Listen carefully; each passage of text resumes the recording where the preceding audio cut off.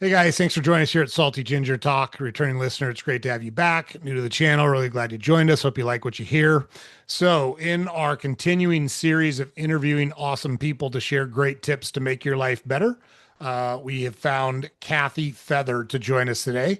Kathy is a business consultant. She has a travel business where she can help you make arrangements and plan travel, whether it's a trip with your spouse or your whole family going on a European vacation. She can help you with all those things. She is a super organized, super methodical, super thorough lady. Her story is super interesting, and she's going to walk us through how she started out in the corporate world and then worked her way to being her own business owner with the travel business. She also does speaking engagements. So she's got a very interesting story and she's going to share that with us. So without further ado, let's bring Kathy onto the channel now. So, Kathy, welcome to Salty Ginger Talk. Thank you so much for joining us today. Thank you for having me. I'm excited to be here. Totally. So Kathy and I had a great conversation several weeks ago, and she is a super interesting lady. She is super intelligent. So you're going to want to get your notebooks out and your pens out and take some notes on this because she is very organized, very good at assimilating data into intelligent, usable chunks. And she's going to walk us all through how she got there. And she's available to work with you on certain things as well. And we'll talk about that during the podcast. So that's enough of me talking. Let's just jump into it. So, Kathy, if you wouldn't Uh-huh. mind, give everyone just a background, kind of where you started and kind of broad strokes, how you worked through it. And then we'll dive into the detail after you do that. Yeah, so I am a 20 plus year corporate project manager. I worked a lot in consulting agencies with military, nonprofits, and some state agencies, as well as a lot of tech companies. So I did a lot of work with project teams in technology. So I've always been curious and asked them a lot of questions. And doing that, I really fell in love with it. It suits me well because I do have that process mind and that mind of questioning and, oh, that's not working so well. Let's figure out how to fix it, where a lot of teams get stuck. And the question what often comes off and why comes off as very harsh to folks. And it sounds like you're really kind of critiquing them. And it's not that at all when you're a project manager, but learning how to say, that's really interesting. Tell me more and diving into those problems. I was the red project program. So if a project was failing, they brought me in to help chat with the team and really figure out what was going on and how we might recover it. So from there, I branched out when I was ready to leave corporate America, and I have had a 6 year career as a travel advisor on the side of my corporate life. And I brought all that project management experience and all that business process development with me to be a business consultant and business operations specialist. Do you drink Dos Equis? I do not drink Dos Equis. I love wine, but my body doesn't love wine so much. So I'm a hard alcohol kind of gal. So give me a cocktail any day, but I not a love whole that. lot You of just beer and wine anymore. I asked because you might be the most interesting woman in the world. You just rattled off some really interesting stuff there. So I want to, I want to dig into that just from that. Remember the Dos Equis, the most interesting man in the Yeah. world Mhm. commercials? You might be his counterpart on the female side. But so you originally so you're on the East Coast now, but you're originally from the Pacific Northwest. Is that right? I was originally from Southern California. So I was born and raised in the greater LA area outside of Hmm. Long Beach. And I lived there through college. And I left California when Washington was reasonably priced. Because as a single gal, I couldn't afford housing in California by myself. And so I moved up to the Pacific Northwest and I spent the better part of 2 decades there in the Pacific Northwest besides the Great Recession. So I spent a little bit of time in Texas too. Yeah, I don't know if we talked about this when we talked. I actually lived in Long Beach for a year. I was in Southern California in the early 90s. I was in the Rodney King riots. I mean, we had our furniture pushed up against our door, hoping no one broke into our Mhm. apartment. I mean, I was in them. Um, Yeah, my mom was evacuated from her office, and the gentleman that worked with them escorted them home in their cars to make sure they made it home during those. I was like on a curbside near a highway as OJ Simpson drove past Hmm. during that whole incident. There's a lot of fun times from my days in California. It is a different place. That is for sure. So tell us about your first, talk a little bit about your first experience in the real world once you got out into corporate America. So I started out in corporate America in a newspaper business. I ended up being an admin in a sales department of a local newspaper, Long Beach. So I believe it was, I don't even remember the name of the newspaper now, Long Beach Courier, something like that. And I hated it. I hated Mm, every single thing about it because once I got in and everybody recognized I was competent, all of the entire sales team decided to take their vacation at the same time, and I was supposed to run their sales for them. So I mm. had 5 different sales agents that all of a sudden one person was going to run. It was horrible. So That does sound horrible. I very, very quickly pivoted. I had started there because I went to college for communications. I'm like, I'm going to be a reporter. Turns out I don't like that industry at all. And had I had the experience of an internship in college, maybe I'd have figured that out, but no. So I very quickly pivoted to technology, and I was on the brink of the internet becoming a thing for everybody. So I worked for a company known as Earthlink. They were the AOL major competitor of the time, and I worked in their marketing department and their events department. It was fantastic as a young gal. Like it was a great place to be. They threw money at us. We got to travel. It was great. So I actually keep Earthlink in business. I still have an Earthlink email. My personal Are you email still with Earth? isn't I is I'm the guy. I'm the guy that keeps the lights on at Earthlink. Yeah, so I left Earthlink when they merged with Mindspring. They said it was a merger, it was a takeover. Hmm. Mindspring didn't have a great name at that point, so they bought Earthlink to have the better name. And at that time, ironically, I'm now like 2 hours outside of Atlanta, but at the time I was being told my job was moving to Atlanta. I could either go or like lose my job. I chose to lose my job. I was young and stupid. It sounded like a good thing, but Sure. no Yeah, regrets. totally. Totally. So, it's one of the things I do on the podcast is we like we talked about previously. We have such high quality people on here, and we see common themes in their lives. And you've already talked about one of those common themes. So you started out as a communications major with the intent of becoming a reporter, and you realize it wasn't for you. So instead of just trudging down the road blindly, you said, "Screw this! I'm going to go do something else." So Yeah. Kathy took action, like we talk about taking action over and over and over again on the podcast. And I want to call that out for listeners yet again. I know I sound like a broken record. And for those of you younger than the age of 40, we used to play records and it spun around on a phonograph and there was a needle on it. And if the needle hit a scratch, it would repeat the same thing over and over and over again. So when someone says, I don't mean to sound like a broken record, that's what they're referencing. Dinosaurs like me still say that. But you got to take action. And You we're going do. to keep going. You're going to love Kathy's story, and she's very successful. And I want you to keep that in mind. She consistently takes action, and it's led her to all sorts of different places. And she's going to tell us about those. Um, so you leave Earthlink, and where do you go next? I left Earthlink and I went to a company, ironically, in the tape field. So I worked for Memorex for a number of years. And nobody today knows who Memorex is. You have to be probably over 45 to know Memorex.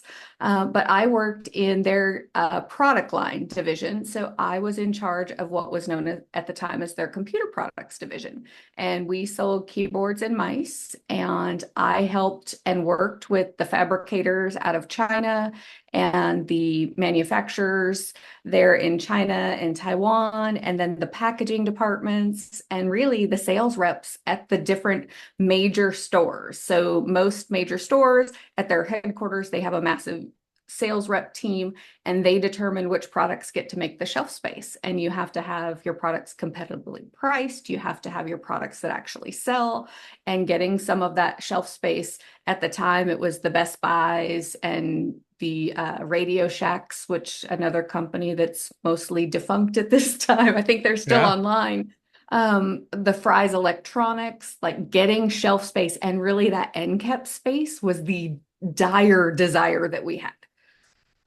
So Yeah, I, I was your counterpart actually. I was a buyer in the grocery industry. That was my first job above the store level in the grocery industry. So what Kathy's talking about, we have what's called we call them schematics. You can call them planograms. You can call them whatever you want.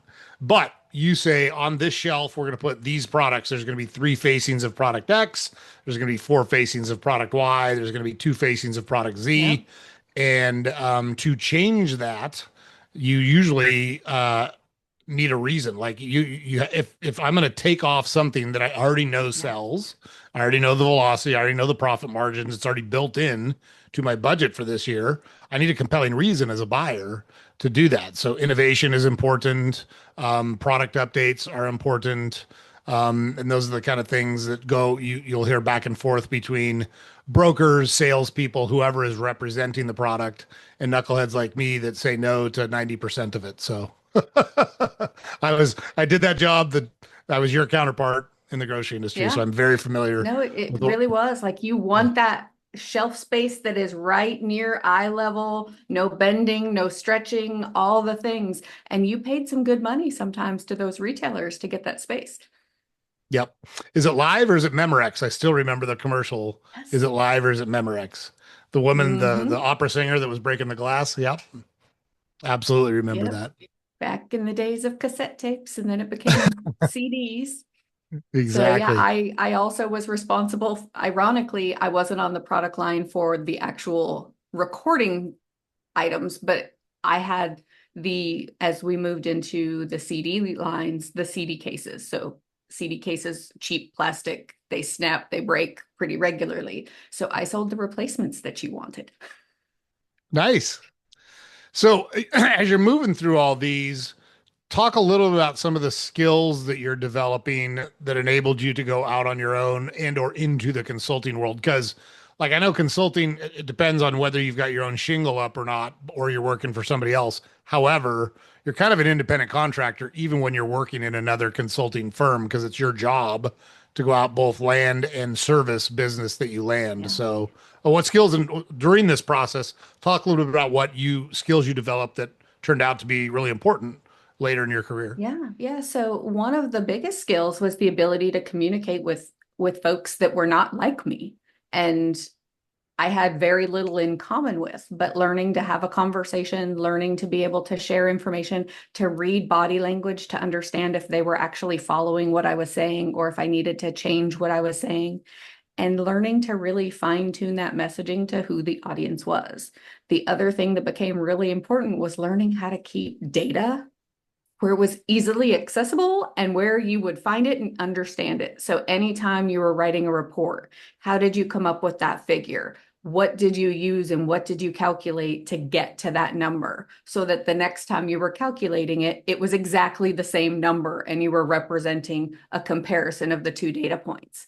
And it was those types of things along with timelines. So in manufacturing, there's huge amounts of timelines, and especially when you're working with countries outside of the US, you have shipping timelines that are months. And China has Chinese New Year, comes almost immediately after the Christmas rush. And so here in the US, you have to plan that inventory with the stores that you're going to be in ahead of time so that China had manufactured everything and it had made the ships before they were shut down because our store shelves post Christmas pretty empty. Hmm. Yeah, I don't know if you know or not, but Spain, the whole country takes August off. I didn't know Like, that. yeah, I they don't should know work. that as a travel advisor, but I didn't know that. Yeah, they don't work. And so, like, we bought manzanilla olives come mostly from Spain. A lot of olive oil comes from Spain. And Mhm. so we literally, just like you're talking about in terms of supply chain, we had to have enough forward inventory before everybody in Spain just said, it's August. We don't work in August. I don't know what to tell you. Call me in, like they'll literally say, call me in September. I'm back in September. It's wild. They're there And for tourists though, because I mm, do know I've had clients travel to Spain in August and you know, I, next year is a big solar eclipse, and I have other clients traveling to Spain, so I guess I'll have to do a little more research and make sure I hope they don't I'm want to not take a going to be manufacturing disappointed. tour. Yeah, if they want to take a manufacturing tour, I'm telling you, they're going to be out of luck because there's not going to be any manufacturing going on in Spain in August. I can at least No, food August is manufacturing. pretty much touristy industry for them at that point.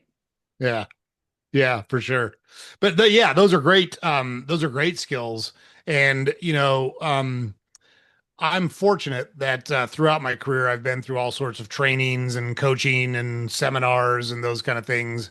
And we all kind of roll our eyes, but there's always valuable stuff in there if you're paying Yeah. attention, and you can usually pick up one or two things that improve you if you're willing to do it. And in we at the company I worked with, we had a relationship with Harvard Business School, and so we would get a couple of professors from Harvard Business School that would come present to us. And for those that don't know, Harvard Business School is one of the preeminent business schools in the country. And so it's really good business training. And there was a guy there that came and talked to us, and he said, um, your trajectory, both professionally and personally, is going to be most impacted by your ability to communicate and sell, mostly internally and upwards. Internally at work is the people you work Mhm. with, your boss, the corporate team. Internally, personally, is your spouse, your siblings, your immediate family members, et cetera, et cetera. And that always stuck with me because I'm interested in being successful. Like it's important to me to be successful. And you can judge success a lot of different ways. Some of it financially, some of it network, some of it standing, all of that jazz.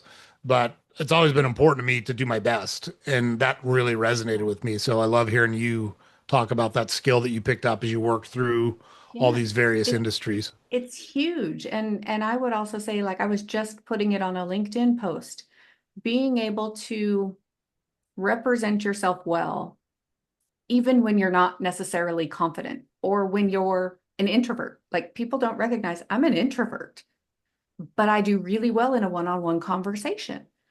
And being able to represent yourself and what you stand for. And as you're taking on a new role at a company, what are you negotiating? But it is a back and forth. It is not all about you, but it's also not all about them. And I was responding to a post on LinkedIn because a lady was saying she recognized she had been short sold on a job she had taken, and she was significantly underpaid compared to the averages. And I was like, I'm sorry to hear that. There are a ton of salary sites out there now, and there is still localization as to what that might mean in some industries. But being able to go into that negotiation, knowing based on your skills, based on your experience, and based on the market rate, what you should be asking for. And being able to say, okay, or I recognize we're not there yet. So a number of years later, I took a job in Seattle, and it was not necessarily the best market rate for what a project manager at my level would get, but the benefits plan was the Cadillac plan of benefits. And Mm, so it was that exchange, and it was like, okay, I'm willing to give up a tiny bit of money to have this amazing benefits plan. But years later in that company, other project managers received a huge increase to their salaries because they did a salary analysis. And it turns out I was one of the top paid project managers in the industry because when I came in, I negotiated for myself. sure. And I had said no to their first offer. And so they all got a nice little bonus because they didn't negotiate it originally, but I had. And it was like, great for you. Now I'm stagnant. I just got a pay cut, but that's okay. It kind of felt that way. But you had money in hand, so there's something to be I said for did. that. But I totally get where you're coming from. I totally understand. But that's funny, yeah. And look, on the negotiation stuff or the communication stuff, one of the things, and I don't think people think about this a lot, but I think about it a lot. I've learned so many different ways to say no without saying the word no because the word no seems very final to people and it's very kind of off-putting. Even if you say it politely, even if you say it calmly, they hear no, and that's like the slamming of a door to them. And so you can say, I don't think we can make that work. I don't think I can get that approved. I don't think that's going to fit in our budget. That probably won't work for us. I just said no 4 times without saying no. Yeah, And not right learning, now. right? Yep. You've got to learn some of those phrases if you want to be a successful negotiator and you want to be a successful communicator. Because you want uh, at least some path forward with the person you're talking to. And if you just say no, it makes it hard to keep going. Now, the flip side of that, if there's someone on my porch trying to, sell me a magazine subscription, I know how to end those conversations very Yeah. quickly. And truth be told, here's something I encounter pretty regularly in the travel industry. Someone will reach out to me for a proposal. I'll put together the proposal for them, and then they ghost me. And I Hmm. don't know when ghosting became the norm, but it's fairly standard now. And it's like, it's okay to tell me no.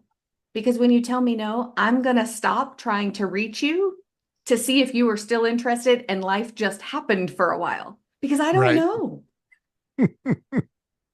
And, Yeah, I don't the understand. average times to like close a sale now are so much longer than they used to be, not just time wise, but the number of touches with the client. And so it really is, if you've decided that's not what you want, it's okay to say that. And in fact, I would appreciate it, and most salespeople would, so we stop spinning our wheels. Yeah, it's real world example of that. Our furnace, the blower motor in our furnace went out last week. So really poor timing because of the heat in your furnace is what moves your cool air around the house as well. Yeah. So the guts of that heat wave that just came through Cleveland, we had no air conditioning at all, which was no bueno. But it is what it is. Like that's the real world. And so I started calling around to get quotes. And I had several people come out and quote. And look, I've been a buyer for a long time. And when I try to explain how to be an effective buyer to people, the easiest way I can explain it is you have three verticals that you have to consider: price, service, and quality. And Mhm. your job is to maximize all three verticals. You can't rely Yeah. on one of those verticals, even price, especially price, because a Mhm. lot of people will try to Especially buy price. You business. don't Yeah. want the cheapest. Yep. A lot of people will try to buy business and they've either got a shit product or their service is terrible. And all you're getting is a good price if you get the product, if you get it on time, if you get it in the condition it's supposed to come in. And those are big ifs, I can tell you from Yeah. 30 years of buying experience. And so everybody started off with, their real number. And I just said, look, I don't want to waste your time or mine. I do this for a living. I'm a better negotiator than you. So you can either go to your best price now or you can leave. And like immediately they got to their best price. And they all came in within a couple $100 of each other. And they were nice people. I wasn't a jerk about it. There's just no reason to do that dance on Yeah. something as minimal as my furnace. But then I said, okay, and when can you install it? And so the guys I wanted to go with couldn't do it for a week. And I'm like, yeah, like it's hot right now. And they're like, Yeah. well, yeah, we've got a bunch of service calls. I And said, totally. everybody's called because Yeah. everybody's system failed at that Yep. time because let's be honest, most of us don't do the annual maintenance pre-season like we're supposed to. Right.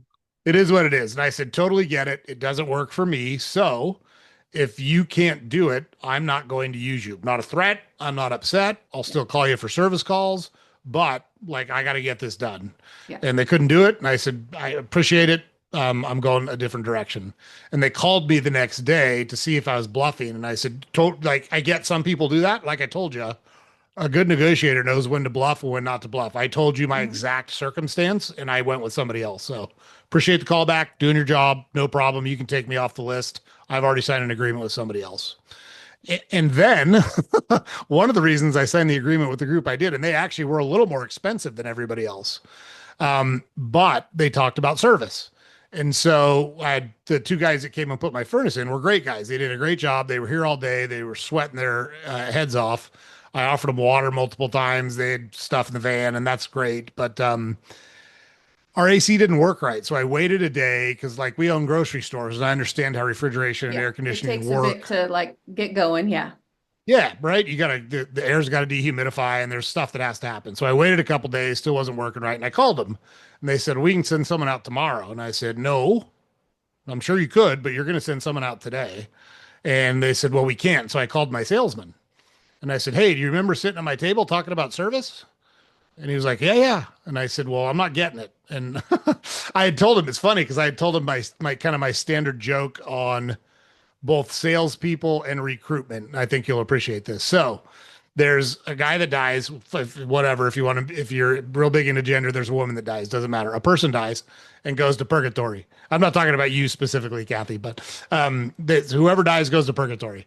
And they tell him, look, we're going to send you to heaven for a day. We're going to send you to hell for a day, and then you've got to decide where you want to go. So they send him to hell first. The door opens up. It's a big party, a bunch of good looking people, great food, music, perfect weather. It's awesome. So they spend the day there, back to purgatory. They send him up to heaven, flowing robes, harp music, serene, beautiful, peaceful.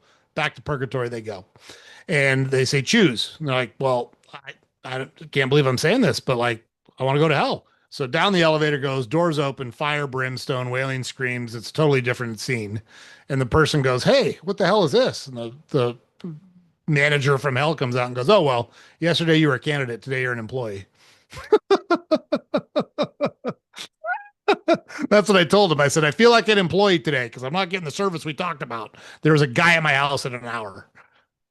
And it's true though. It's like one of the biggest reasons businesses are successful, and you go back and you pay more for service than like everybody else in the network, is because of that service and Yep. because of the care they're going to do. My realtor in Seattle, when I was selling my house, the other agent, we had some disagreements along the way, but he was like, well, that contract's a little expensive. It was my pest contract, and the neighbors had significantly overgrown trees and bushes and everything else in their yard.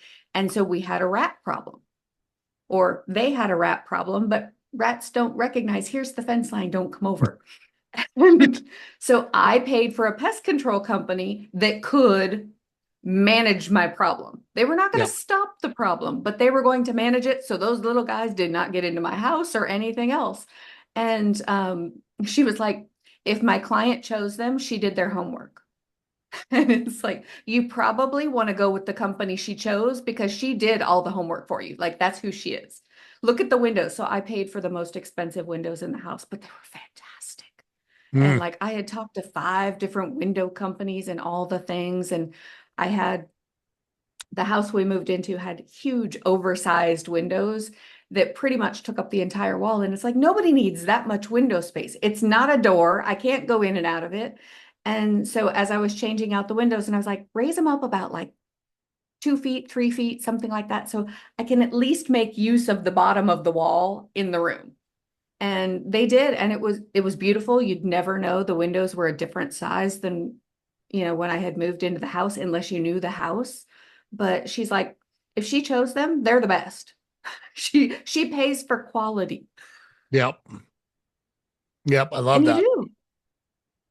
And I Yeah. would say anybody out there, like if you want to be in business for yourself, it's all about the quality. And the service. And to me, those two things go hand in hand. So like 100%. the problem with winning on price, the problem with winning the race to the bottom is even if you win the race to the bottom, you lose because you're at the bottom. And you've commoditized your product or service. And if someone's willing to go with you simply because of price, they're willing to go with someone else simply because of price that Mhm. wants to undercut you by a little bit. So your business isn't very secure. Now, if you're the window company that put Kathy's windows in, or the furnace company that put my furnace in, you've got what I call a sticky relationship now with your customer because you've proven that you were what you said you were. And Mhm. that not only with that customer, but they're going to tell the people that ask them, oh, you got new windows. Yes, I use company X and they're fabulous because I did X, Y, and Z. They're not the cheapest, but I didn't want the cheapest. I wanted the Yeah. best and I got the best. Right. Yeah, no, I literally just had this conversation with someone because I was ghosted by businesses. We had literally been on calls together. We had agreed that it sounded like a good deal. I was a customer with cash in hand ready to buy, and they never got the proposal over to me. Mm, it's not my job to follow up on your proposal. Right. As the business, it's yours. And if it is my job to follow up on the proposal from your company, I probably don't want the service anymore, because how long am I going to have to follow up to get what I'm paying for? And Yep. so it's not that they just lost my business. It's now I can no longer even consider them as someone I would recommend to someone else. They have to earn back that trust. And it's like, I work with a lot of small businesses. They need your service. That's a shame. It's Yep. like, I just don't get it. Yeah. And life sometimes does happen, but it's very easy to send an email or pick up the phone and say, hey, my heater just broke. We're living out of a hotel for a week. Can we delay this a couple weeks? Most people will give you that opportunity. Now, maybe not when your AC and heater are broken, but in a lot of other cases, you may not want to be in that hotel for like weeks on end. Yeah, yeah, for sure. And and on that, like on that subject, I there's two things I say on a very frequent basis related to what you just said. One is I'm never going to chase someone to take my money.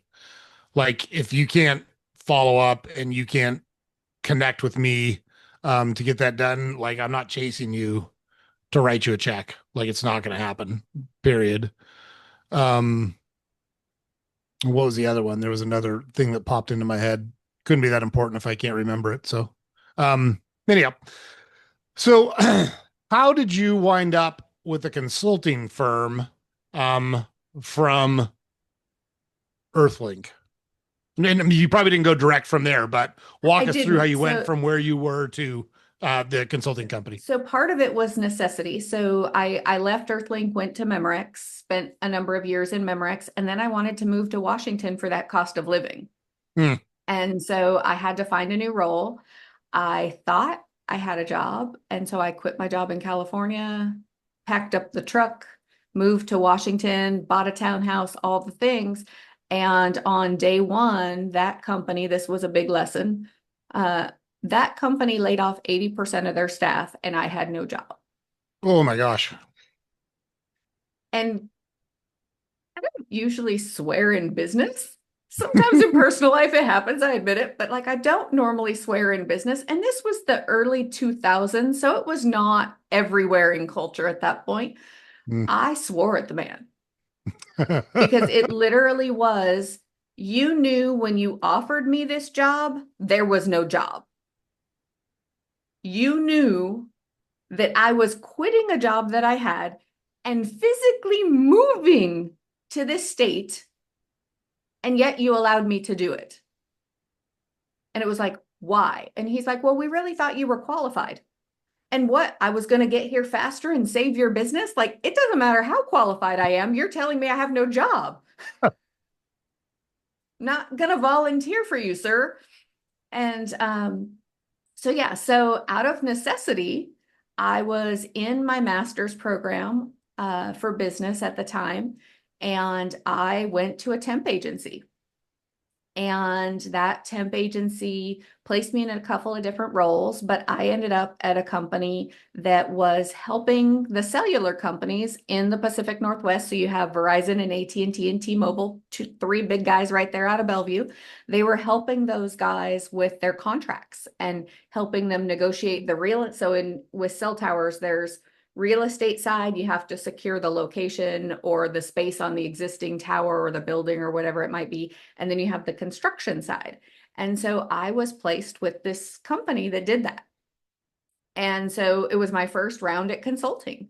And I had a blast. I was working with a lot of guys in the construction industry. I was learning about construction. I was doing what I do well. I was organizing the files and ensuring we had drawings. And when we had to send it out for bid to the contractors, managing that whole process. And it was fantastic. So that was like my first realm with that. Unfortunately, in consulting, your contracts come up for renewal, and sometimes you don't win the contracts. Yeah. So it was pretty clear we were not going to have a contract. So I moved on to a nonprofit at that point. and spent a couple years in the nonprofit industry. So that's kind of how I got into consulting. And then it was on and off from there as I needed it. So my biggest realm was the 5 years I spent in Texas. So in Texas, I was an employee of a company, but we were contracted with multiple different military and government offices. And we were doing different aircraft work for them. And that's really when I learned the true ins and outs of government contracting and contracting in general. And the small potatoes we were doing, and I call it small potatoes, they were still $1 million contracts, but the cellular tower size jobs were nothing compared to refurbishing an aircraft and really understanding all the things that play in and all the different employees we had on our team to do so many different things on an aircraft. I had no idea. I mean, I guess I should have probably considered aircraft are fairly complex. There's a lot of moving parts and things, but there's a lot of experts that go into an aircraft. Yeah. Well, I just think about all of the various industries that you have experienced at this point in your life, and I would bet that's very attractive to you. The different changes, the challenges, the learning and organization. It seems like that's right up your alley. I love it. And I also say, as a project manager and a business process person, industry doesn't matter Hmm. because it's agnostic. We still do things in very similar ways. Now, from a project management standpoint with building an aircraft, there are definitely waterfall type things you have to do. You have to go in line to do X, Y, and Z. And then when you have like the body of the plane put together, there's multiple things that can happen simultaneously. But compare that to software, which was more agile. Which features are more important? What are we going to build now? What are we going to build next week? It was that, but it's fun because everybody asks, well, what's your favorite project management method? And it's like, I don't have one. And it's like, how do you not? It's like, my job is to use the method that makes the most sense for the project I'm managing, not to fall in love with an approach. Yeah, it's the old if you're the only tool you have is a hammer, every problem looks like a nail, right? Yeah. And it's like that's not the case. And there are many instances where I've used all the different tools in the tool belt for one project. And it's actually how we helped recover the aircraft refurbishment project that I was on. They were seeing it as a very linear process. And it's like, okay, let's step back. That is the ideal way to go, but we're a year and a half in. We've spent a lot of money and we're not making progress. What do we need to do? And have that conversation and really be like, okay, what can we do at the same time? Now, there are limitations in the cockpit. There's, only so much space for guys to get in there simultaneously. So you can only really have one or two guys in there doing electrical. But when you're in the belly of those aircraft, there's a lot of different things that can happen simultaneously. Hmm. But, you can't put the engines on until the wings are up. And there are still very linear waterfall processes, but there's a lot of things that can go simultaneously. And getting them to see that was all the difference the team needed. And then holding them accountable to that. No, no, that's not what we said. Like, is there a valid reason for us to be changing course? And what like do the word referee comes to mind for me. It seems like you referee a lot of decision making processes. Is that a good way to think about it? You know, from a standpoint, yes, but I think it is more that negotiator role Hmm. because ultimately, I'm usually not the final decision maker. Yeah. Someone else has to make that call that the referee would normally make, but I very much help them each discuss their reasoning for why they're there and then ensure the person that's making that decision understands all of that to make a quality decision. Yeah. So you're agnostic about um you're agnostic about which direction to go. You just want all things considered and you want them, the decision makers, to make the best decision possible with the best and most pertinent information available to them to make that decision, right? Right. And I will say, like, over the years, so when I first started in that industry, obviously I knew nothing about putting an aircraft together. So I really truly had no opinion. But a couple years in, I did have an opinion. And it's like, based on all we've heard, here's what the team says. I agree. Here's what they say. I'm really thinking maybe we want to explore this more before we make that final determination, just to ensure we did have all the facts. Sure. Makes sense. So how long were you there at that company or job or project? So I was in Texas for 5 years. I spent the greater part of the Great Recession until the economy fully recovered. And then I moved back to Seattle because I missed it. And then it wasn't really the same city when I got there. Yeah, the Um, Pacific Northwest changed a lot in the 2000s and 2010s, didn't it? It got weird. yeah. And, crime is unfortunately up everywhere. And I was told recently I see things very black and white. And when it comes to crime, I kind of do. Like, we have laws. You Yeah, either right? are breaking the law or you're not. Like, I don't understand the middle ground. And I'll even take it as far as, if you're stealing a loaf of bread because your family is starving, I understand the motivation and I get that, but there are other ways to get you that loaf of bread, food banks and all the things. So evaluating the options to get to there. Where most crimes, I don't typically figure out, like, what would be a justifiable reason for doing that. It's Mm, like, no, that's a crime. That's against the law. We shouldn't be doing that. And Seattle, especially downtown, got a little scary for a single gal. So, yeah, but yeah, so I moved back to Seattle. I worked in logistics. You and I had talked about that while we were on our call. yep. I worked in the IT department the entire time I was with the logistics company, but I held three different groups. I worked within three different groups of the IT department while I was there. And that's a fascinating industry to build software I know nothing about it. What do you find fascinating about it? So I really hadn't ever considered, I knew a lot of our things, let's just use China again. A lot of our things come from China and they have to be made there, put on a boat, or flown and brought in.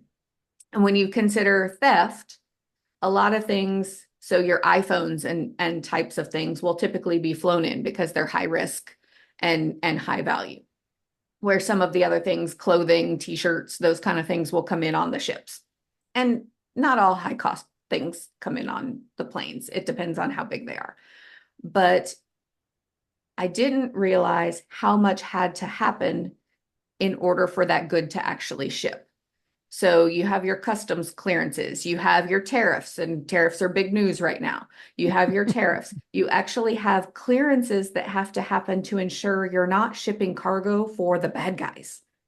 And so those shipments have to be actually vetted against databases of all the known, I'll just call them the villains in the world. And then you have and then on the receiving side, you have very similar processes. And then you have the coordination of the ship to the port, to the unloading, to the putting on it a train or a truck. And I knew those processes happened, but I didn't realize all of the different screenings and how some of those are very just in time type systems. Oh yeah. And so if anything is off just slightly, and I'll use a store most everybody knows of, Walmart. When you are delivering goods to Walmart, you have a very small delivery window. And you are fined if you don't meet that window.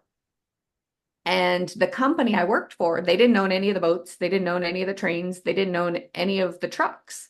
They leased space and coordinated space on all of the providers.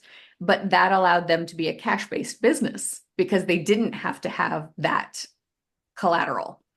And but it was fascinating to learn the industry. And then COVID hit and just changed it all because some of those ships weren't sailing, and a lot of those planes that we all fly commercial on have our stuff in the bellies of them.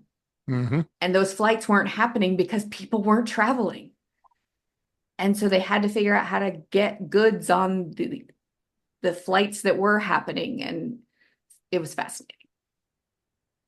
Yeah, and we did talk about this in our initial conversation. I wound up running the supply chain for the largest grocery wholesaler in the country for a couple of years. And there's no way to describe. So the grocery business itself is very easy to understand how profit is made because it's a very high cost, but also high volume business. Mhm. And so your job is to control costs and increase volume so you can keep another penny or two a unit. And those pennies add up quick because you're doing so much volume. There's no margin in the grocery Right. business whatsoever, right? So the problem becomes you're always looking for ways to squeeze costs out. One of the biggest costs is always inventory. I can tell you that every retail Mhm. grocery store, by far the biggest expense is inventory. It's not even Yeah. close. It runs somewhere between 65 and 75% of their total P&L. The next is labor, but anything you can do to reduce that inventory cost and the carrying costs associated with it is real money in the grocery industry. Like that's a Yeah. lot of profit that you're able to squeeze out of it if you're able to do that. And pre-COVID, everything was just in time, just in time. And I was on the wholesale side. I wasn't on the manufacturer side. Yeah. And so I would meet with companies like General Mills or Kraft or Procter and Gamble or whoever, and we would Yeah. look at our national supply chain together. And my comment always was, my problem is you guys are just after time more than you're just in time. And that doesn't do me any good because your lead time to me, depending on the product, is anywhere from 7 to 13 days. My lead time from my customer is 24 hours. They place an order and I got to ship it to them, have it at Yeah. their store tomorrow. Their lead time to their customer is right fucking now. Someone pulls into the parking lot, Mhm. they want to walk in the store, buy what they want, and they want to leave. And so you are by far the longest pole in the tent as it Yeah. relates to supply chain. And so if you're going to be just in time, you have to be just in time every time. Otherwise, the whole operation goes to shit. And Yeah. COVID threw the big wrench into the gears and the whole thing went to shit for quite a while, Yeah. you know? Yeah. People fighting over toilet paper. Who knew? Totally. I still to this day it was like, and I use the term fairly regularly. That wasn't on my bingo card. We have Yeah. seen so many different things happen over like the last 5 years since COVID started and things just started kind of spiraling really weird. And it's like, didn't see that one coming. Didn't see that one coming. Yeah. Yeah. I mean, the paper manufacturing process is pretty involved. Like you have to locate a plant near a river because you need so much water to make paper Yeah. to make the pulp into paper. And so it's pretty involved. And if one of those, And I'll that's tell why you, those Weyerhaeuser machines, was so big in Seattle. yeah, that's exactly right. Georgia Pacific in the Pacific Northwest. It's funny because Procter and Gamble owns Charmin and Bounty, so they're nationally by far the largest brands in those categories. But in the Pacific Northwest, they were not. And I ran the paper category in the mid '90s for Albertsons, and they would Procter and Gamble would always come in and say, "We're underrepresented in your category," and they would put all these numbers in front of me. And this goes back to this was the other thing I was thinking about when you were talking. So they would come in and put these numbers in front of me. It's called IRI data, right? So it's syndicated data. All it is a company that aggregates for the listeners. It's a company that aggregates all of the data that goes through check stands for retailers that participate in this data syndication program. So they take all the information of what is sold and they put it together in categories. Here's what was sold in the paper category in this section of the country. Here's what was sold in the condiment category in this section of the country, et cetera, et cetera. And so that sounds good, except I didn't operate the whole country at that point in my career. I operated the Pacific Northwest, which was 150 stores in Washington, Oregon, and Idaho. And so I would ask, where are these numbers from and what time period? And they would say it's most current 13 weeks. And then they wouldn't say anything. I said, and what region? And they would say these are national. I'm like, super. What you left out that you think I don't know, but I do, is that Georgia Pacific has the majority of their paper mills here in the Pacific Northwest, which means they employ a whole bunch of people in the Pacific Northwest, which means they're never going to buy Bounty or Charmin when they're on the shelf because they're always going to buy Brawny or Quilted Northern or MD or whatever the Yeah, Georgia the Pacific people brand was, paying all because their bills. they literally work at the company. So you are not underrepresented. You're a slimy salesperson. Get the fuck out of my office. Come back with real numbers. Don't try to, like, don't put bullshit numbers in front of me. Like, I don't appreciate it. It's a waste of my time and yours. Like, if you want to talk about how to increase your sales and prove that you can sell your products in a, basically enemy territory, by all means, put together a marketing plan, put together a promotional plan, put together a display plan. We could talk about all those things, but you don't deserve more shelf space, because based on your sales right now, you've got exactly as much shelf space as you deserve. And until you prove Yeah, something no, different, it's that's, not going to change. one of the big things I learned about, those separate UPC code and, you know, having one difference in the product so that it's not the same. So price guarantees can't be used. Yep. And there are many retailers that won't take the exact same product and model as the next one because they want to be able to price guarantee and they can't. Yep. Totally. And like the only way to set yourself apart in the grocery industry is really service, because like everybody thinks Walmart is very good on price as it relates to groceries. Yeah. When you look at like a 100 item basket, Walmart is not cheaper on groceries, but they're masters at pricing what are called KVIs, known value items. And so people know what the price is on milk everywhere. They know what the price is on eggs everywhere. What's the price of a 12-ounce bottle of honey? Nobody knows. Who knows? So you Yeah. can make a lot of money on honey, but you don't sell nearly as much honey as you do eggs or milk, right? So, Yeah. but Walmart is able to spread that out across the store, and they're masters. Like, they're so good. They're such good operators. That's why they're able to do what they do. But that's how they create that pricing perception. They're very good at creating that pricing perception. So yeah, look, Well, I find all and you that have stuff the loss fascinating. leaders. Yeah, Yeah, that's right. the loss leaders are a whole nother fascinating asset. Costco will, and I assume they are still following the same motto, but like they will lose money on those rotisserie chickens Yep. because they will sell them all. And the chicken shortages because of bird flu and all the things over the last 2 years, they had held their, and I assume they still do. I haven't checked. But it's like they held their rotisserie chicken price the same while others were raising it. And the founder, I will always hold that rotisserie chicken price. Like it's okay that we lose money on it. People come in and spend more. Yep. Yep. 100%. You don't leave Costco for under $100. It's impossible. Yeah, like I don't think it's legal. I think you might get thrown in jail if you have a Costco receipt for $63. Might be a criminal offense. So, how'd you wind up making the decision to go out on your own? Well, my last stint in corporate, well, before I went to my last stint in corporate, I was working for that logistics company in Seattle, Yep. and we were going back to the office, and my world had changed. I had, been with my parents, locked down under COVID in the house, watching my dad's health decline. I didn't want to go back to an office. And long term, I knew at that point I didn't want to stay in Seattle. Cost was just too far high. Uh, Crime got really bad. And I was ready to move. And the company that I was with was very much, we will be in office and headquarters is Seattle. And so I went out and started looking, and this small consulting firm found me, and they kind of recruited me in, and I agreed mainly because the very first question I was asking, are you okay with me not necessarily living in this state? Would remote work for the clients that you're signing up with? And the answer was yes. So I jumped ship from the safety and security of that Cadillac benefits plan and went in back into consulting.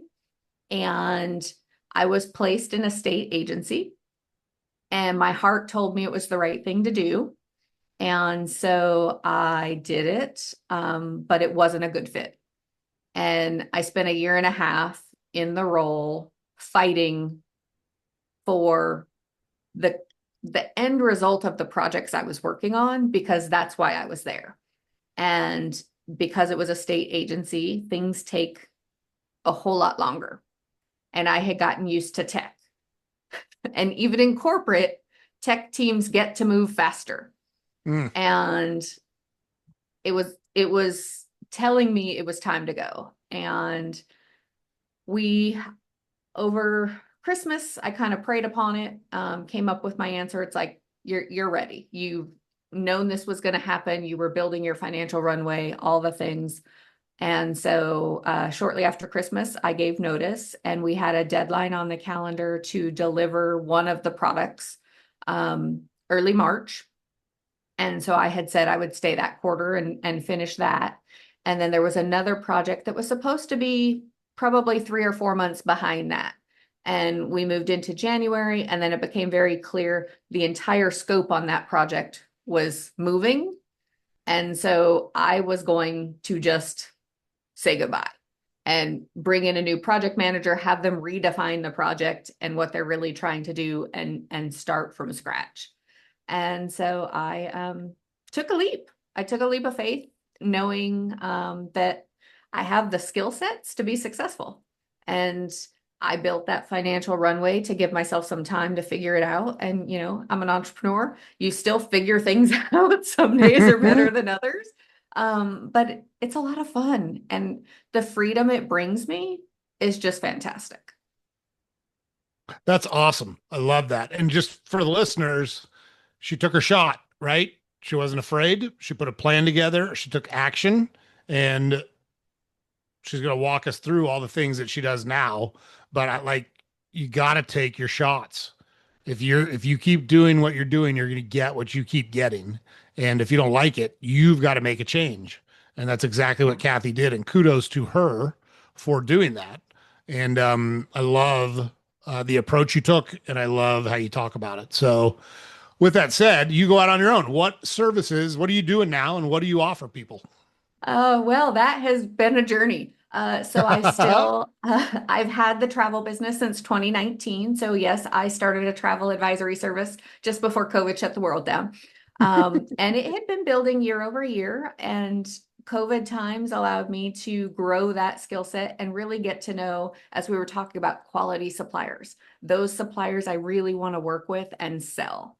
And so that was kind of a great runway for that side of the business.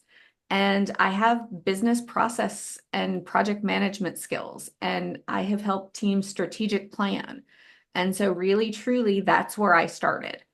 And I decided very early on I was going to specialize, and I was going to offer these things. And there's so many other things I could do, but there's others that do that and stay in your wheelhouse. But I had taken the approach early on. I wanted retainer clients because I do believe in that relationship building. And I do believe from a back office process engagement type situation, the longer I am with someone's business, the more I know, the more I can help them grow and mature and make strategic decisions about what their back office has to have for that next step they want to do. So I thought I was going to do retainers. Everybody was going to be on a retainer, and off we were going. Well, we have a trust economy right now, and you have to prove yourself. And so that didn't quite go as planned. And so I'm like, great, I can go in, I can still offer that strategic planning service. I can offer it as a VIP day where we have a couple hours of prep in advance of that. And we have a couple of hours like lessons learned after that. And I will come into the business for a day, and we will strategically plan for the next detailed 3 months, and then high level for the next 12. And that sounds great, but that too was like, I don't know that we're ready for that. Like, then you start talking to people, and they don't even necessarily have a backlog, and they don't necessarily even know what they want to work on next because they keep going after every shiny new thing that's out there. And so it became, oh my God, let's start at the beginning. What's the first thing they need to do? They need to define their services and their products and how they're going to deliver those. So then I offered standard operating procedures, because the biggest reason people burn out in their businesses is they're overworked and they think they have to do it all themselves. I'm telling you guys, it's a total lie. People can do some of the work for you, and people don't even have to know. It's our secret. But in order for them to do that, and back to the quality, in order to give the service and the quality you want, you have to document how you do that and what you do and what your expectations are. It's the only fair way to gauge someone else in doing it for you. So I started there. And from there, it really became, what was I doing as I was doing these things in people's offices? I was helping them with their CRM because it was a big old mess. Like they were told they needed a CRM, and so they got one, but they didn't really know what they were doing. And so all the things don't talk, and really helping them clean that up. Really helping them recognize if they do not, then strategic plan, they will continue doing all the things all the time. Mm. And that means you're focusing on a lot of things that aren't necessarily the right things right now. And so one of the biggest like words of advice I give to new entrepreneurs, and I used to give it to my software teams all the time, we have to stop starting and start finishing. Because the only way you're going to get to any goalpost is to finish. And finish doesn't have to mean 100% done and perfect, because we're living in a rapidly changing world. And had you told me, 5 years ago that I'd be owning a business, other than the travel side, I don't think I'd have thought I was. But the opportunity arose and it was perfect for me. And so I offer strategic planning, I offer technology management, and I offer project management services to my clients to really help them build the back office that gives them the freedom and the lifestyle that they want. And who who are your clients? Mainly coaches and course creators. And that is just out of the network that I'm in and the masterminds that I'm in, because I'm a big proponent of always learning. And so it's a lot of online coaches and course creators.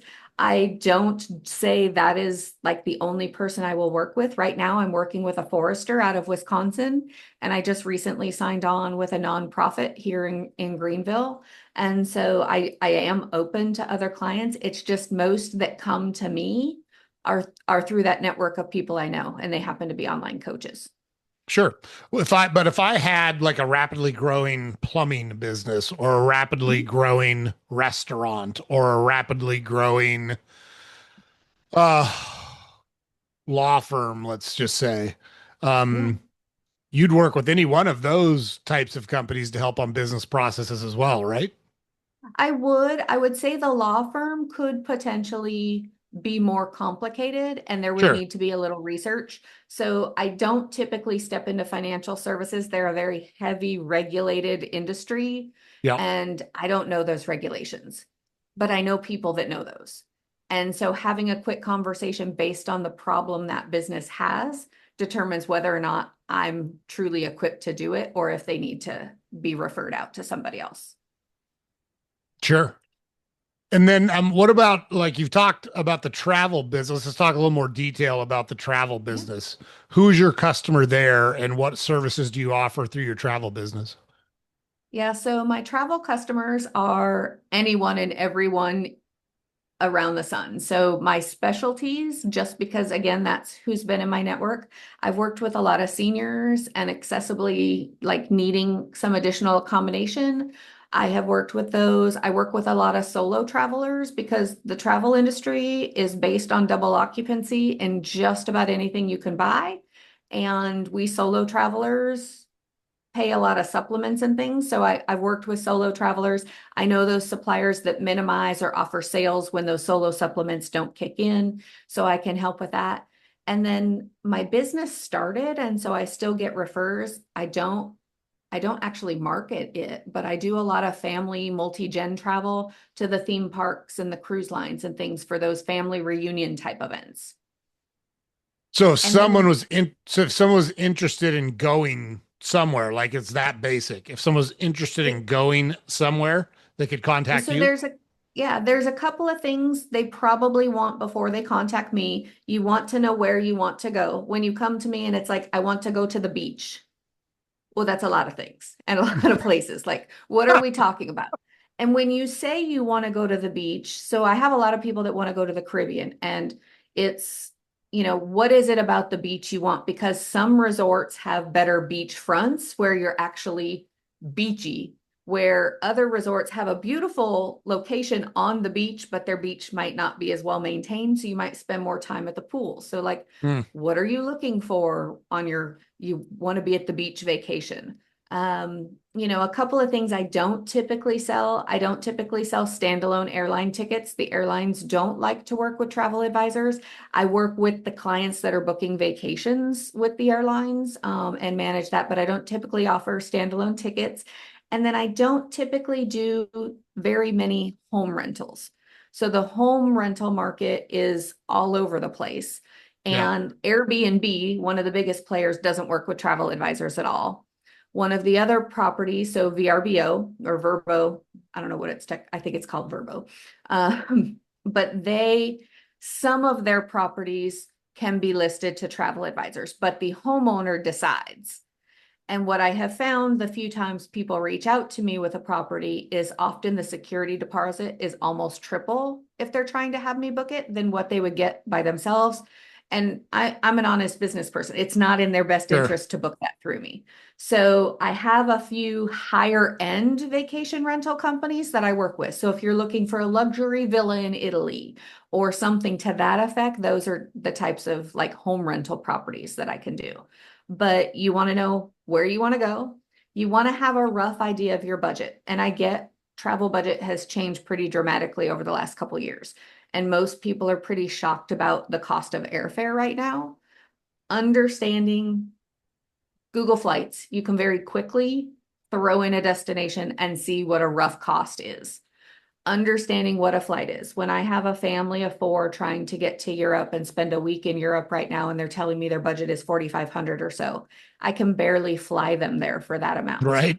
Exactly. And so it's like we're not being realistic with the budget. Do you have more, or is that truly your top budget? Because we might need to plan for 2 years from now and you start saving. Or you might need to go to Um, Epcot Center and look at what Europe might look like when you go there. Yeah. And so really that, and then understanding what you want to get out of the vacation, because you may say, I want to go to Jamaica. And I have a lot of different resorts in Jamaica I can work with. Do you want the party scene? Do you want the quiet, peaceful scene? Like, what are you hoping to do when you're there?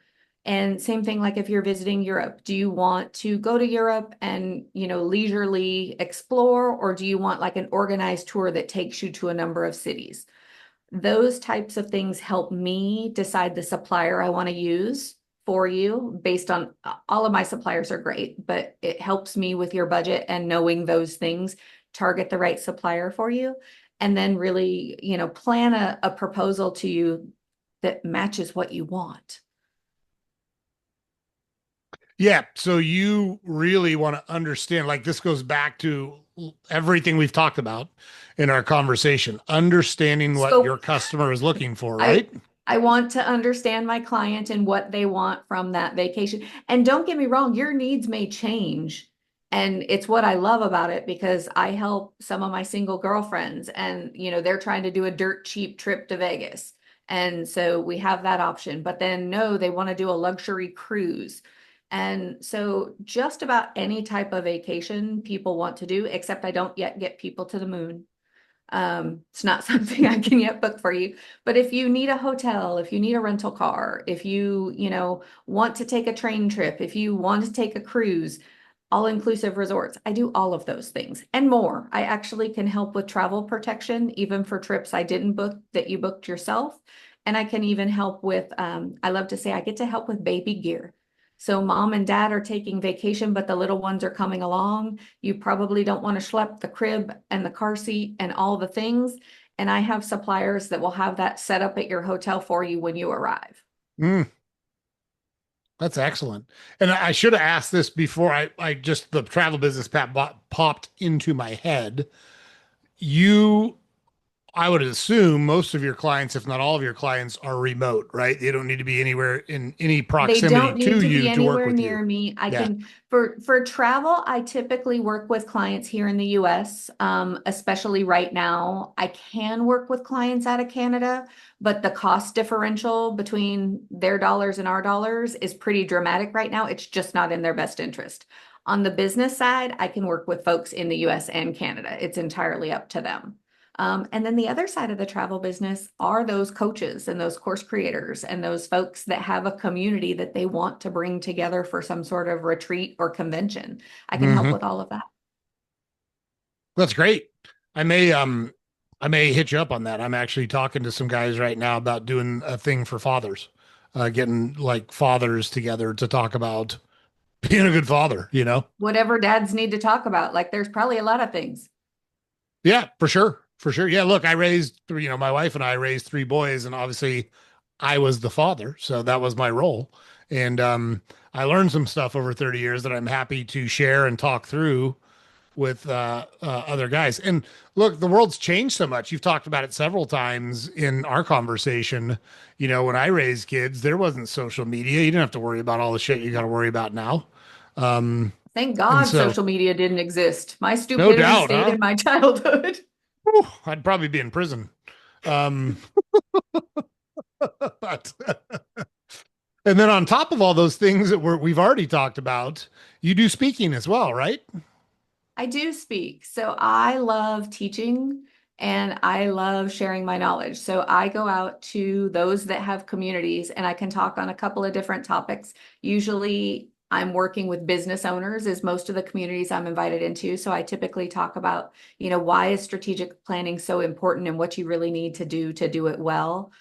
Technology. So one of my featured speeches is actually what I call my tech audit trifecta. And it's 3 things you can do starting today in your back office to improve efficiency and security for little to no cost. So it's perfect for the small business owner really just starting out. And then I have, a number of talks if folks are really struggling with project management and they're a tech-based company, it's really geared towards tech, helping them understand the typical 5 reasons tech projects fail and how they can try and work to avoid that. So I have a number of topics. So how does that resonate with you? Because you talked about, or I can't remember if we were recording or not, but you talked about being an introvert. So how does an introvert become a speaker, a public speaker? So,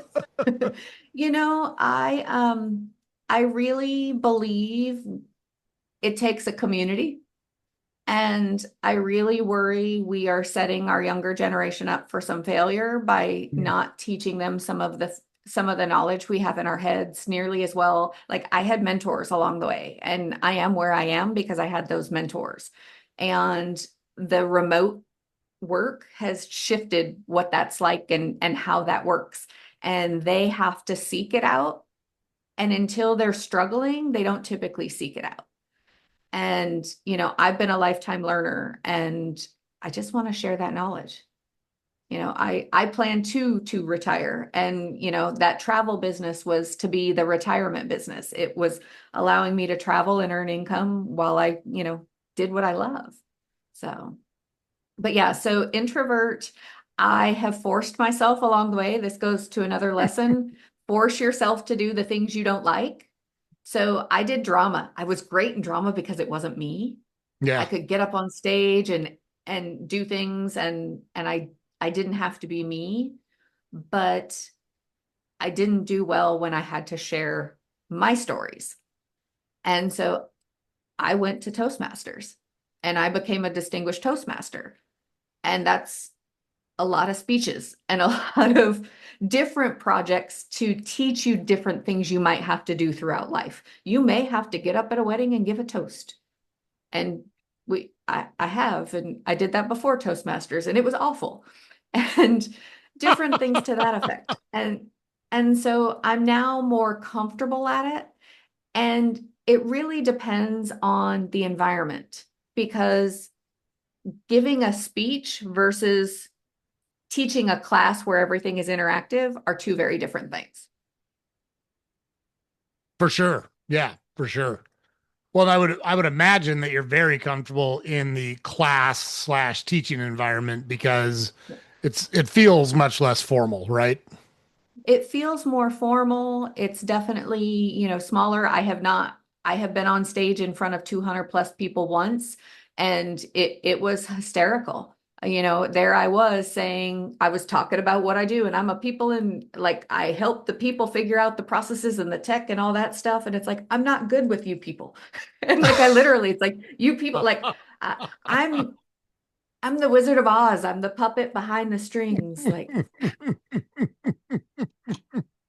Oh, it's so funny. The public speaking thing. I'm a weirdo, for sure in a lot of different ways, but especially on speaking because it's never bothered me to stand up in front of people and speak. And so like I was student body president at my high school. So like even when I was 16, 17, I was running assemblies with 3,000 people in them. yeah, And that never bothered me. But again, I'm a freak when it comes to that. I've got my own issues. Like anything that blows up, I hate it. Like I hate turning on the gas grill. I don't know why. I know it's not going to blow up, but it could. And I don't want to be there when it does. And so I have a weirdo fear of that. And so much so that like my sons that are now adults do almost all the grilling and smoking and stuff because I don't want to be anywhere near that damn thing. yeah. So No, we all everybody's have got their thing. something, and Yeah, most of that's us right. have more than one something. But I will say, one of the things my mastermind community and my program and there's 25 of us. One of the things they've really pushed me to do is to be uncomfortable this year. And it's huge. So up until this year, I never gave the real reason why I formed my business. I never talked. I talked about, I had a travel regret and it was related to, some a vacation that I passed on. And I didn't get into the details because every time I talked about the details, I'd end up crying. And I was the girl that just got shit done. I didn't have emotions, or Hmm. my emotions were over the top because I sucked it all in for so long until I burst. And they have really pushed me to the point where now I pretty regularly share like the big meaning behind the business. And, the motivational sign I have on the wall because Dolly Parton's brilliant and all the things because it really is like the big reason behind my why. Yes, I love what I do, but it's more than that. People need to spend time with who they love. Yes. I say a lot. Life is about relationships and experiences. It's not about material things. It's not about money. Don't get me wrong. There's a lot of utility to money and things and that kind of stuff. But to truly be happy and to truly live a life that is fulfilling and purposeful, you got to center it around people and Mhm. experiences, or you're going to be unhappy. Like Yeah. I just know that's true. And I'm not a touchy feely guy in any way, shape, or form. And so if I can understand that, everybody can understand Yeah. that. I can assure you of that. My wife says I probably have two emotions if you count hunger as an emotion. So Well, you can be hangry. That's a big emotion. Or oh my gosh, totally. I dated a And guy that could tell it's like, you're getting hangry, aren't you? It's time to get you fed. And it's like, yeah, it's going to get ugly. that's how I am with my wife. So she'll get past a point. So like I'm like a camel. I could eat and then not eat for a day and a half, and I would be fine. I would still function normally. My wife, if you don't get some type of sustenance in her about every 4 to 5 hours, it gets ugly quick. And so, you know, we've been together for 33 years and I want her to be happy. So I almost Yeah. always defer to her because I'm utilitarian. I'm kind of like the Terminator. I just kind of keep going. And so Yeah. you could put a bowl of whatever in front of me and I'll be like, whatever, that's fine, works for me. And she's much more particular in her tastes. And so I'll ask her where she wants to eat. And if she has trouble making that decision, I know we're past the point of no return. It's like stuck in a loop She up there can't think because she anymore. Yeah. exactly. Yes, I get exactly it right. because that's me. I totally am the same. It's like that. Can we just get something? Like it Yeah. doesn't matter at this stage. And that's what I do. I actually drive to a restaurant and I order for her when we get there in a lot of those instances. Just so it's almost like my oldest son actually became a diabetic, and it's almost like when they're low on blood sugar, getting some orange juice in them real quick to balance things out. Yeah. It's a very similar approach with her. But so I noticed on your website when I was snooping around just to be prepared for our interview, you offer all sorts of cool free templates for people both on the travel business and Mhm. on your consulting business. Can you talk a little bit about what motivated you, and two, what resources there are available on your website for people? Look, I want you to work with Kathy. I want you to speak with Kathy, but she's got a lot of cool stuff available for you to check out there. So love for you to talk about that. Yeah, so on the travel side, the biggest thing I have out there, there's two.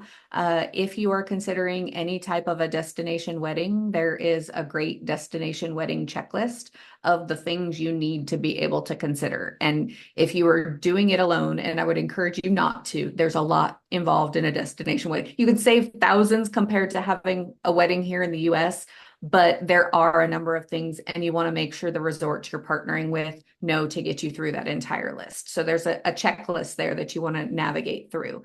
And then my favorite, and it's something my travel clients have just like adored, and it's reusable, it's my packing checklist. So I do not take any trip myself, and I will admit the one time I didn't use it, I forgot stuff at home. It it is everything. It has blank lines for you to put in medications. It has lines for you like to think about the trip you're taking. So you're taking a trip, you're going, let's say you're going to Europe, so you know you're going to need like a little cover up for the evenings. You have lines for all of that. And then you fill in how many you need. And I would encourage you, it's not on the checklist, but as you're using it, when you are packing, you have finite space. Use what you can to mix and match. You can wear the same blouse with a skirt as you could with the shorts you wore earlier in the day and throw a cover on over it, and you have a fantastic evening outfit, or something to that effect. Same thing with shoes. Like, wear your biggest bulkiest shoes with you to the airport. The smaller shoes get space in your luggage. So those are the big ones on the travel side. On the business side, there's all sorts of different things. So I run a fairly intense technical audit, and you get the template that I use. And it really does walk you through the 4 different areas of your business that you need to audit: hardware, software, SaaS stuff, cloud stuff, and all the things, and walks you through that process.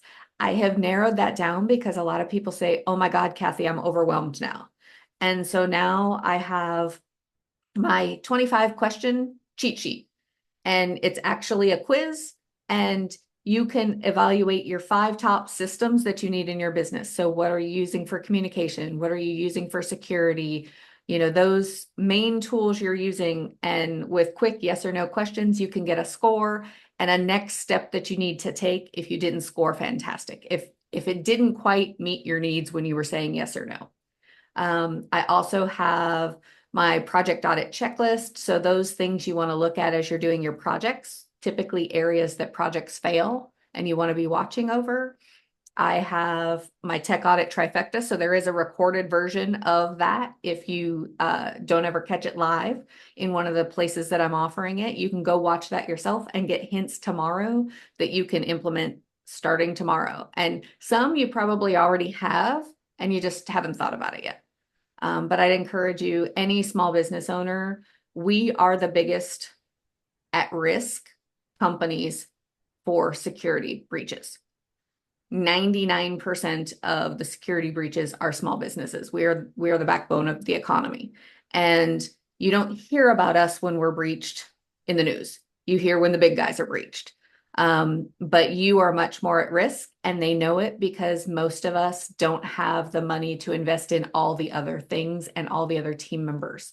So I definitely encourage you to watch that, put some of those best practices into play. And there's an SOP template. You can learn what an SOP is if you have no idea what a standard operating procedure is.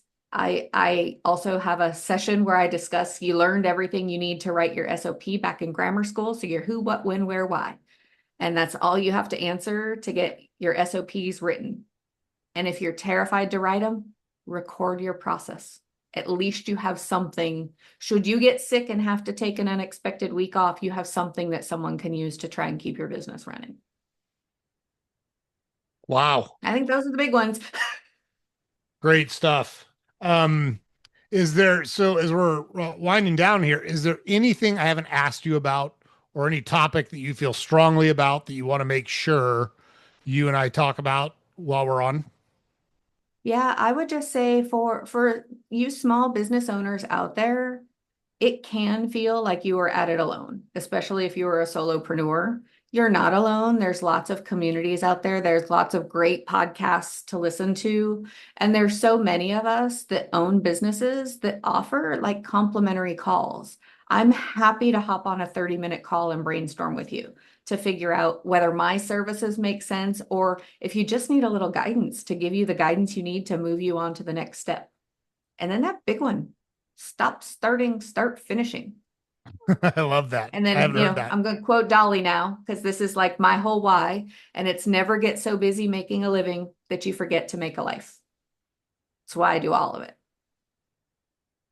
I've heard that. I did not know it was Dolly Parton, but She's I've heard that brilliant. before. Yeah. On my imaginary business board, so one of my masterminds, it's like, who do you admire? Like, who would be on your business board? It's like Dolly Parton, Keanu Reeves, the Dalai Lama. I had quite the mixture of board, but It's that's what you eclectic. want. Yeah. But that's what you want. You want all these great minds that come at it from different angles. And don't Yeah. be afraid to ask questions. You don't have to know everything. You Well, you won't don't know know everything. everything. Yeah. Nobody knows everything, right? It's just if you think you know everything, you're cooked because you don't Yeah. and you don't know it. That's a big problem. Yep. Um, yeah. So on that last thing you talked about, uh, getting help, Abraham Lincoln, did you ever read the book Team of Rivals by Doris Kearns Goodwin? No. So she wrote a book called Team of Rivals, and it was about Lincoln's cabinet, and it was fascinating. His cabinet was made up almost entirely of his political rivals. So these were people that had both run against him for president and were actively planning on running against him in 1864 when he was reelected. And this was the brain trust that helped him run and win the Civil War. It But he makes had them there. sense. Yeah, it Yeah. makes a ton of sense, doesn't it? And he had such confidence in his abilities as a leader that it made sense to him to keep these guys close and utilize all of those resources and that brain power to keep the country together. And it's the best example I've ever seen or read of you've got to learn how to utilize all the resources available to you to their fullest. And your approach reminds me very much of that. And that's kind of what I just want to highlight for our listeners. So if you And don't be afraid are, of AI. yeah, It's not the demon. The Terminators aren't going to come and get us tomorrow. Like, use it for what it's good at, but no, you're not being replaced 100%. Your work will change, but you're not being replaced. yeah, yeah, that's a great comment.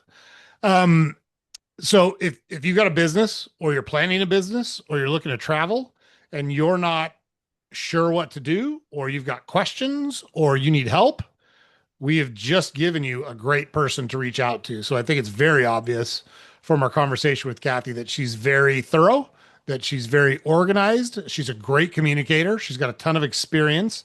And like she said, the business that you're in doesn't really matter. The processes that are required to run your business effectively are the same as almost every other business out there. Could there be a thing or two in your business that's germane specifically to your business? Sure.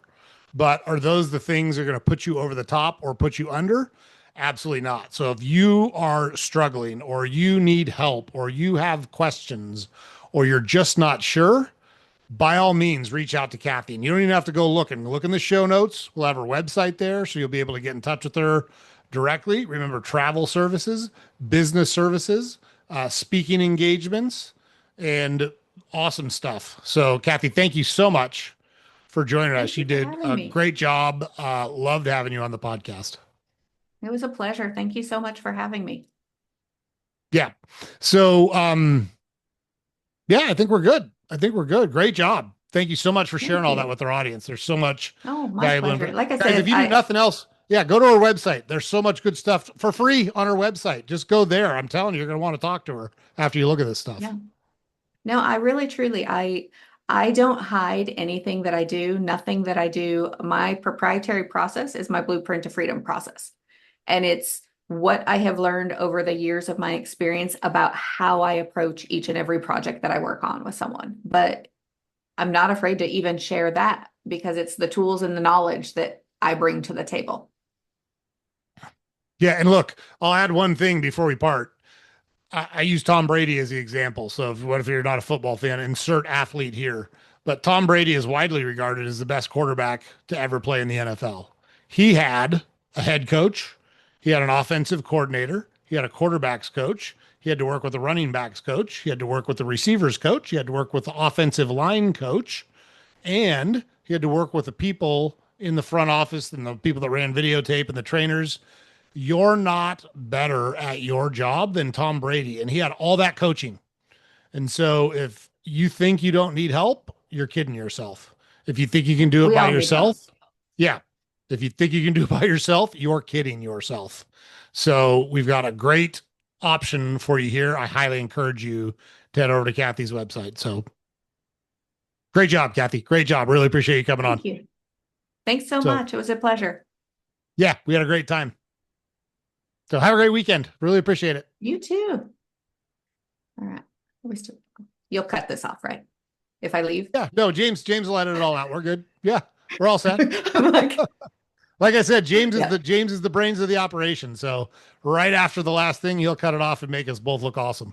perfect. I know You at the don't need his beginning you help. were saying, Yeah, you don't need his help. I do. So no, I don't do well with my own editing and things.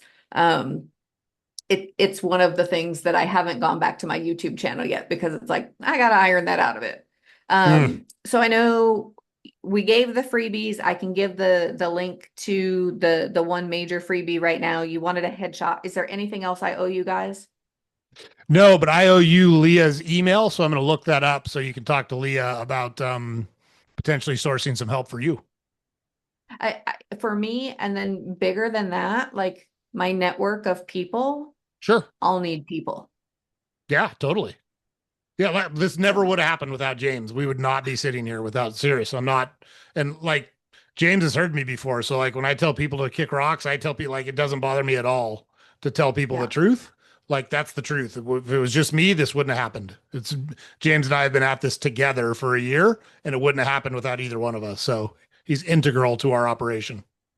Awesome. And then once you have, I know you said it was going live on the 8th. Once you have anything promo wise out there, I'm happy to share it on all my channels too. So Awesome. Yeah, we love that. James will get those over to you. He puts together the thumbnail that we use to promote it. He edits the episodes. He does all the promotional stuff. He'll get you both a native file of the interview after he edits it, as well as he does 2 or 3 shorts that we can put out just to kind of drum up some interest. And one of the many intelligent things that you said, we'll take a 1 or 2 minute clip of that and put a short out there to try to drive people to the episode. So awesome. And then there will be, it will not come until like late July. So my mastermind is putting on a 3-day summit.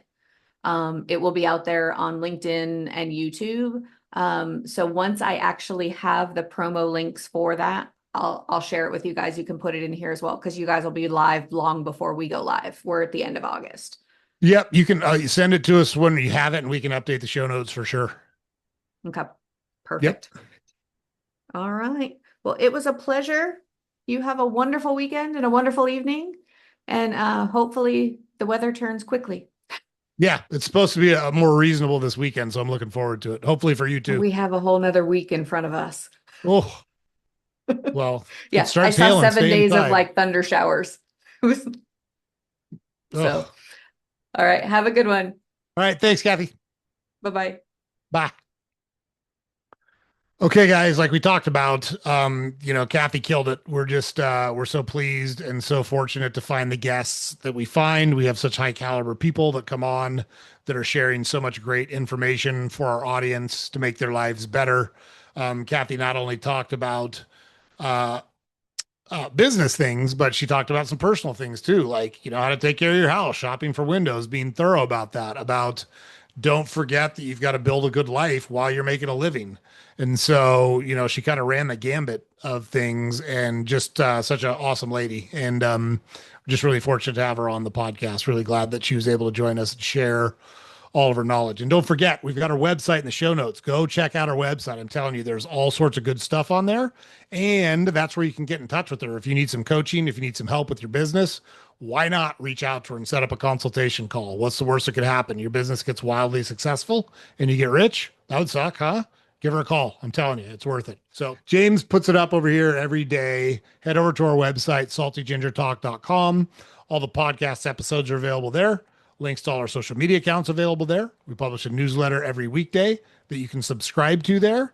And we really need you to like, share, comment, and or subscribe to our podcast on whatever platform you consume it on. It's super helpful for us if you're able to do that. We're going to keep finding awesome people. We're going to keep having them on the program. They're going to keep giving you all of this awesome and valuable information to make your professional and personal lives everything you want them to be. You don't want to miss it. Make sure you catch the next episode. We will see you there.